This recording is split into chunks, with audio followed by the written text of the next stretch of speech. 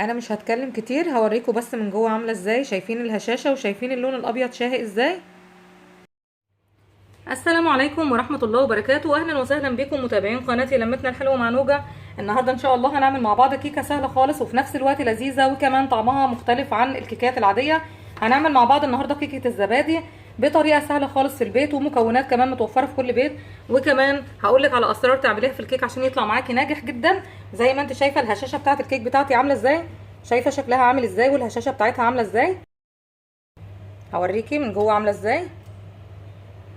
لو اول مره بتزوري القناه بتاعتي يا ريت ما تنسيش تشتركي في القناه وتفعلي زر الجرس عشان يوصلك مني كل جديد، وما تنسيش تعملي لي لايك للفيديو. ويلا بينا على طول نروح للمقادير.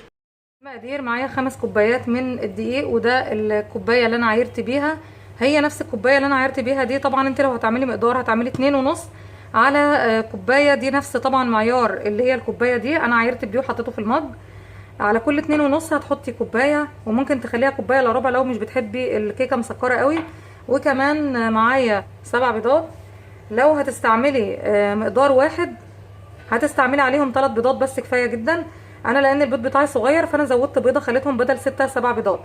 معايا كمان كوبايتين من الزبادي، لكن برضو لو هتستخدمي مقدار واحد هتستخدمي كوبايه واحده من الزبادي.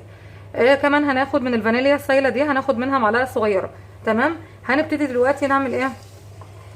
هنبتدي الاول نضرب المكونات السائله. طبعا لو ما عندكيش يعني لو ما عندكيش مضرب بيض هتستعملي المكونات السائله دي، هتعمليها في الخلاط. هبتدي بقى اضربهم. بعدين دلوقتي هبتدي بقى احط فانيليا السائله بتاعتي، دي معلقه صغيره خالص اهي. وكمان هحط معلقتين او معلقه كبيره من الخل، وهحط تقريبا معلقتين صغيرين. هنكمل ضرب. في ناس بتسأل لو مش متوفر عندي اللي هي الفانيليا السايله، او مش متوفر عندك مثلا اللي هي الفانيليا الباودر، في الحاله دي بتستخدمي يا اما قشر البرتقال يا اما عصر ليمونه مع قشر الليمونه نفسها. الحاجات دي بتطير كلها الزفاره اللي بتكون موجوده في البيض. تمام. هننزل دلوقتي بقى بالسكر. طبعا انا زي ما قلت لكم انا عامله مقدارين، فهاخد كمان مقدار تاني من السكر. ده المقدار التاني اهو. هبتدي اكمل ضرب.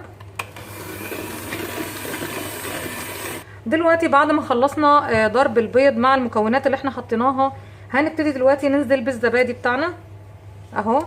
طبعا اخر حاجه هنضيفها في المكونات السائله هي الزيت.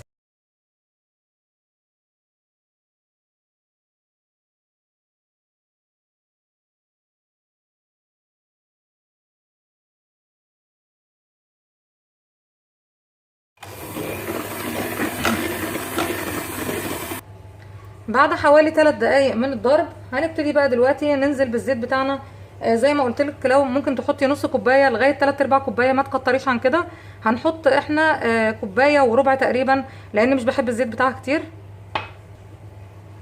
كوبايه مش مليانه كمان زي ما انتم شايفين، هحط كمان ربع ربع. هنكمل ضرب.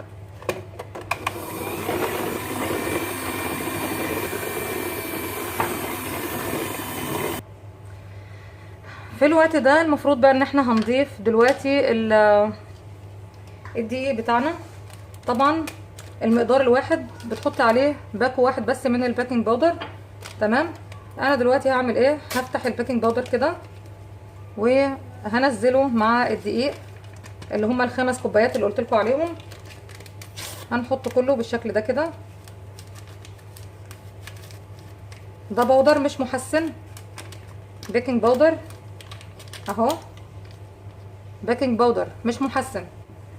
هنبتدي بقى نقلب الدقيق مع المكونات التانية بالشكل ده كده، وبعدين هنعيد نخلهم. طبعا نخلاهم من قبل كده بس احنا هنعيد نخلهم تاني بالشكل ده كده. دلوقتي كده احنا ضفنا كل كمية الدقيق والبيكنج باودر بتاعتنا. كل اللي هنعمله بس هنحط رشة صغيرة من الملح، وهنبتدي نكمل الخفق. قبل ما اكمل كان ليا ملاحظة، في بنات اشتكت ان الكيك لما بتحطه في الفرن بيطلع لونه غامق. تمام. في حاجات بتسبب ان غمقان الكيكه. اول حاجه نوع الدقيق اللي انت بتستخدميه، نوع الدقيق اللي انت بتستخدميه. انا بستخدم الدقيق ده. تمام. ده دقيق طيبه، وفي دقيق تاني اسمه دقيق النجار. المهم انه يكون دقيق مخصص للحاجات اللي زي البيتزا والكيكه والحاجات اللي زي كده. تمام. في حاجه تانية كمان، نوع السكر اللي انت بتستخدميه. يعني هوريكي دلوقتي نوع السكر اللي انا بستخدمه. شوفي نوع السكر ده فاتح ازاي، شايفه فاتح ازاي؟ ده نوع السكر ده ما يغمقش معاكي الكيكه لانه فاتح. هوريكي نوع السكر التاني، لكن نوع السكر ده يغمق معاكي الكيكه. انا مش عارفه واضح في الكاميرا ولا لا، بس السكر ده غير السكر اللي انا وريتهولك من شويه، ده فاتح وده غامق، حتى الحبيبات بتاعته غامقه. طب تعرفيه ازاي؟ ده سكر القصب والتاني سكر البنجر، فسكر البنجر هو اللي بيستخدم في الكيكات والحاجات اللي زي كده. الحاجه الثالثه، نوع الزيت اللي انت بتستخدميه يفضل يكون زيت نقي. انا استعملت زيت صاني مثلا، ممكن تستعملي زيت ذره، تستعملي عباد شمس زي ما انا بستعمل. المهم يكون زيت نقي، ما يكونش نوع زيت غامق يغمق معاك الكيكه. هنكمل بقى ضرب.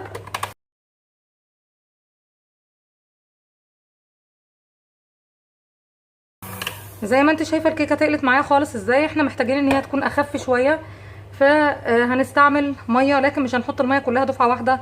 هبتدي مثلا بحوالي ربع كوبايه، انا اقل كمان من ربع كوبايه، وابتدي اكمل خط. هنلاحظ برضو ان هي برضو تقيله نوعا ما، هي مش تقيله قوي، لكن زي ما انت شايفه سمكها عامل ازاي. هنبتدي برضو نكمل شويه ميه صغيرين كده اهي. يعني استعملنا تقريبا نص الكوبايه او اقل شويه، لاني ما كنتش ماليه الكوبايه. تقريبا استعملنا نص الكوبايه بتاعه الميه.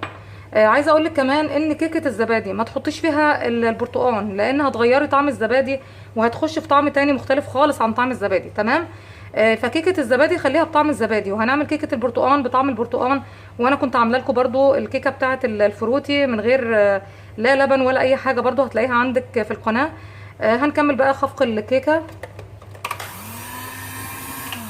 اخر ملاحظه معايا عايزه اقولها لك، ان الكيكه اللي بتكون بيدخلها هوا كتير زي ما انت شايفه كده، الهوا ده بيخلي الكيكه يعني ما بتكونش شكلها او القوام بتاعها ما بيكونش شكله حلو. هي بتكون نفس الطعم تقريبا، بس انا اقصد ان القوام بتاعها مش بيكون نفس قوام الكيكه اللي ما بتتضربش كتير.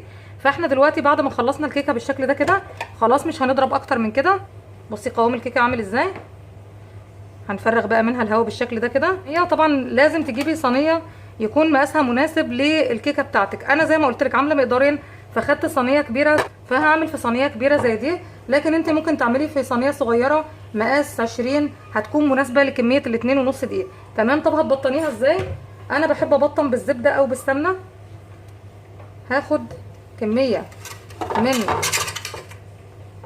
السمنه بالشكل ده كده، وهفرشها في الصينيه كلها بالفرشه بتاعتي وفي الحواف بتاعه الصينيه.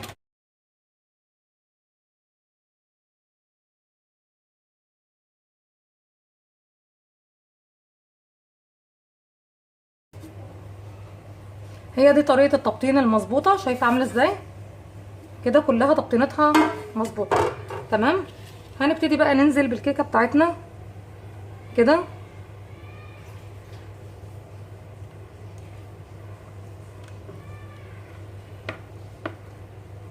كده خلاص الكيكه بتاعتنا بقت جاهزه خلاص، هندخلها الفرن. ملاحظات التسويه بقى، طبعا اللي فرنه فيه مروحه بيشغل المروحه طول فتره التسويه وهي شغاله من تحت. طب هتسويها ازاي؟ اول 10 دقايق هتسيبي الفرن على نار عاليه، وبعد كده هتهدي النار حوالي 20 دقيقه. يعني جمله تسويه الكيكه مش بتزيد يا جماعه عن 45 دقيقه.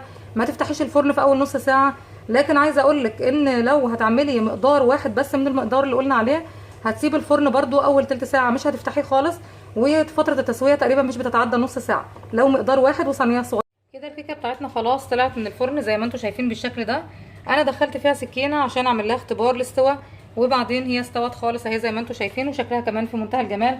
انا ما شغلتش عليها الشوايه من فوق، وزي ما انتم شايفين استوت خالص اهي. بس هستنى لما تبرد وبعدين هقطعها واوريكم من جوه شكلها بيكون عامل ازاي. دي الكيكه بتاعتنا اهي بعد ما استوت زي ما انتم شايفين. هوريكم بس واحده عامله ازاي، قطنيه جدا اهي من جوه. شايفه شكلها عامل ازاي اهي. اتمنى ان انتم تكونوا استفدتوا من الفيديو بتاعنا النهارده. طبعا لو عجبتكم الطريقه بتاعتي اتمنى تدعموني بلايك، واللي ما اشتركش في القناه بتاعتي يشترك ويفعل زر الجرس عشان يوصلكم مني كل جديد. والسلام عليكم ورحمه الله وبركاته.